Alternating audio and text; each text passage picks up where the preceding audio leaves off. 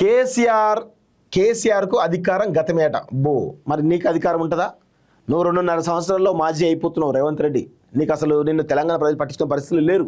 ఎందుకంటే నీ చేత కానీ చావ కానీ పాలన ఏతుందో తెలంగాణ సమాజానికి పూర్తిగా అర్థమైపోయింది.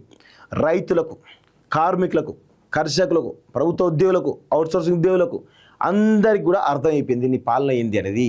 సామాన్య ప్రజలు ఎవరు కూడా నీకు ఓటు అనే పరిస్థితి కనబడుతుంది. కాంగ్రెస్ సంబంధించినటువంటి సాంప్రదాయ ఓటు బ్యాంకు తప్ప మీకు ఏది కూడా రాదు అనేది చాలా స్పష్టంగా అర్థమైపోతుంది.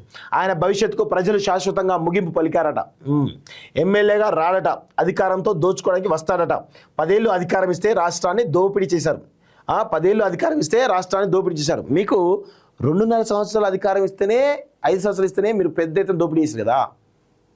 ఏమీ లేదండి. ధరణి పేరిట కేసీఆర్ దొరల భూములకు సంబంధించినటువంటి అంశంలో ఆయన క్లియర్ చేసుకున్నాడు. భూభారతి పేరిట రెడ్లకు సంబంధించినటువంటి భూముల మొత్తం క్లియర్ చేసుకున్నాడు. సో ధరణి పేరిట వీళ్ళు దోసుకున్నాడు, భూభారతి పేరిట వీళ్ళు దోసుకున్నాడు. అంతే తప్ప ఏవైతే పెండింగ్ అప్లికేషన్లు ఏవైతే ఉన్నాయో 10 లక్షల పెండింగ్ అప్లికేషన్లు ఏవైతే ఉన్నాయో వాటిపైన కనీసం అంటే ఒక్క అడుగు కూడా ముందు పడలేదు ఇప్పటివరకు. 2.5 సంవత్సరాలు దాటితే 3 సంవత్సరాల దగ్గరికి వస్తుంది. ఇప్పటికీ ఒక అడుగు ముందు పడ్డదా? పడలేదు. అది పరిస్థితి. 1,00,000 కోట్ల ఆస్తులు, 1000 ఎకరాల ఫామ్ హౌస్ ఎలా వచ్చాయి? మరి నీకు కూడా ఈ 2.5 సంవత్సరాల 3 సంవత్సరాల కాలంలో ఎన్ని రకాల దందాలు జరిగినాయి అవన్నీ తెలియదా? నువ్వు చేసేదేమో సుఖం పుస పనులా రేవంత్ రెడ్డి గారు? నువ్వు చేసేటువంటి గవ్వే పనులు మళ్ళీ నువ్వు మాట్లాడుతున్నావు. నువ్వు సరైన పరిపాలన చేస్తేంది?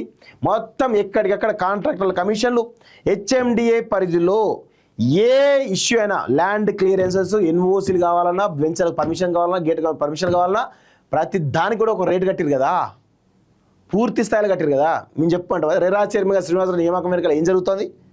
దాని వెనకాల కమిషన్ లేని దందాలేంది తెలివే అనుకుంటున్నాం. మాకు అన్నీ జరుగుతూనే ఉన్నాయి. మీరేవో సొక్కంపుసలాగా మాట్లాడుతూ ఉన్నారు. ప్రజాప్రభుత్వం ఎందుకు పోవాలి? ప్రజాప్రభుత్వం కాదు అది. అది ప్రజలు ముంచే ప్రభుత్వం. అది పేద ప్రజల జీవితాల్లో చీకట్లు నింపేటువంటి ప్రభుత్వం ఇది. ప్రజాప్రభుత్వం చెప్పుకోవడానికి సిగ్గుండాలి కొంచెమైనా. మీరు ఏం చేసావు? రైతు బంద్ వేసిరా? ఒక్క ఫ్లాగ్షిప్ ప్రోగ్రామ్ చెప్పు రేవంత్ రెడ్డి. నీకు దమ్ముంటే ఇగో గీ స్కీమ్ వల్ల గింతమంది బెనిఫిట్ అవుతారు. ఒక ప్రోగ్రాం చెప్పు చూద్దాం.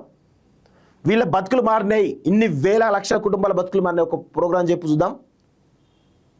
ఈ సెక్టార్కి నేను చేసిన ఇంత పెద్ద పని చేసిన ఒక్క ఫ్లాగ్షిప్ ప్రోగ్రామ్ ఉందా కాంగ్రెస్ ప్రభుత్వంలో? ఏమీ లేదు. అంత ఉత్తమొచ్చుట. ఇవన్నీ ఉత్తకథలు తప్ప ఏముండవు. రాహుల్ను ప్రధాని చేయాలంటే మళ్ళీ నేను సీఎం కావాలట. రాహుల్ను ప్రధాని చేయడానికి నువ్వు సీఎం కాదు. నువ్వు సీఎం కావడానికి రాహుల్ వాడుతున్నావు అక్కడ.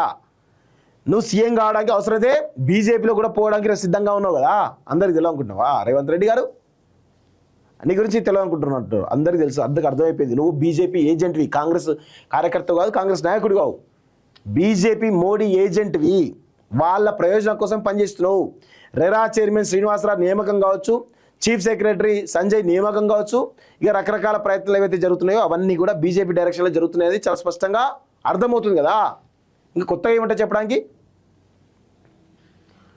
మిడ్జిల్లో 20 ఏళ్ల రాజకీయ ప్రస్థాన కృతజ్ఞత సభలో రేవంత్ రెడ్డి మండలంలో పలు అభివృద్ధి పనులకు శంకుస్థాపన అంటూ చూస్తా ఉన్నాం. ఏం లేదు, అంత ఉత్తమొచ్చారు తప్ప ఏముండదండి. ఇలాంటి వాళ్ళు చాలా దారుణం.